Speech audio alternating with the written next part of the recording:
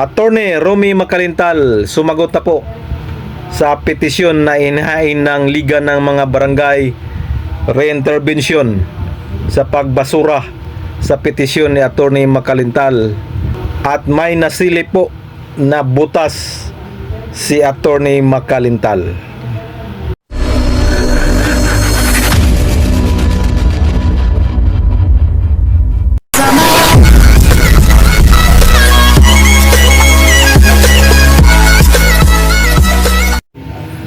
Hello, magandang araw po mga kapobre.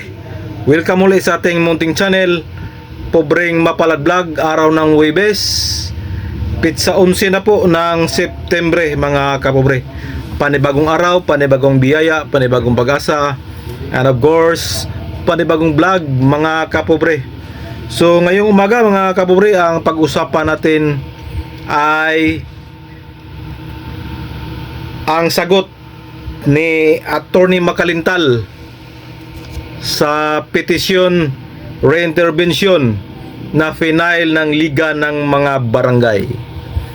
But before that mga kapobre, yung pinagkukomento ng Korte Suprema, ang Comelec, Senado, Kongreso at ang Malacanang ay hanggang ngayon wala pa po silang reply or komento.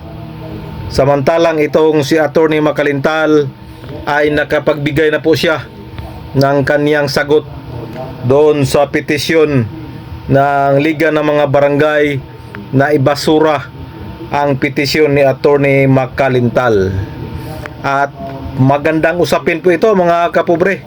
Medyo nakakita po ng alas itong si Attorney Macalintal.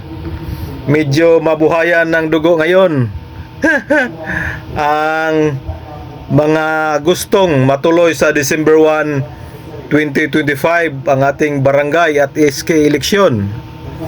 Pero take note mga kapobre, yung sagot ni Attorney Macalintal ay yun po yung petisyon ng Liga ng mga Barangay.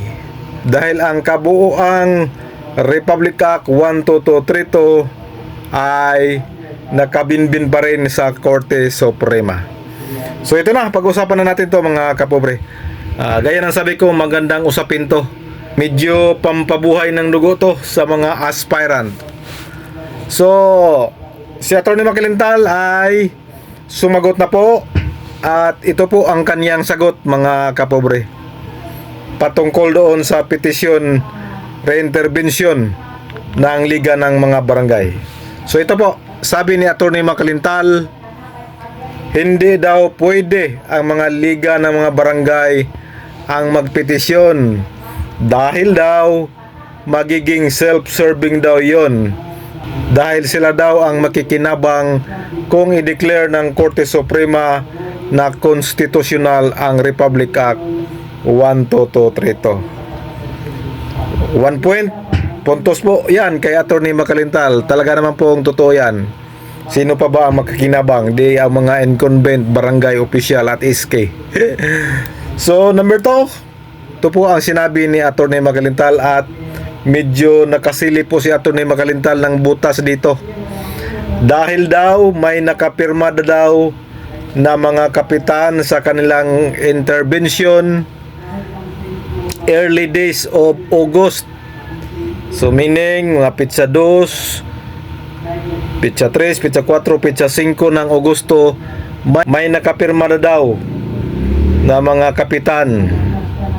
Samantalang ang Republic Act 12232 ay napirmahan lang ni Presidente Bongbong Marcos noong August 13. So matotal po, pumirma na po ang mga kapitan kahit hindi pa po nagiging batas ang Republic Act 12232. So 2 points, Attorney Macalintal. So pangatlo pong nasilip na butas ni Attorney Macalintal sa petisyon na inihain ng Liga ng mga Barangay ay ito po: kahit daw magkaiba ang lugar ng mga barangay kapitan, ay pari-parihas lang daw ang laman ng kanilang petisyon. At ito pa, parehas daw ang lugar ng pagnotaryo. So ito na po, 3 points na po si Attorney Makalintal. So dito na, papasok na dito ang Korte Suprema dahil nga may sagot na sa Attorney Makalintal. So kung ibasura ng Korte Suprema ang petisyon ng Liga ng mga Barangay, ay hindi pa po ito makakaapekto sa kabuuang Republic Act 12232. Dahil nga panigurado may oral argument pa to, or ano man ang mangyari dyan. So hayaan na lang natin ang Korte Suprema ang mag-decide. Para po sa kaalaman ng lahat, ang Korte Suprema ay nakabreak po ngayon. Hanggang September 22 pa po ang kanilang break. So panigurado September 23 upward, doon lang sila makapag poll session. So napakagahol na po talaga sa oras.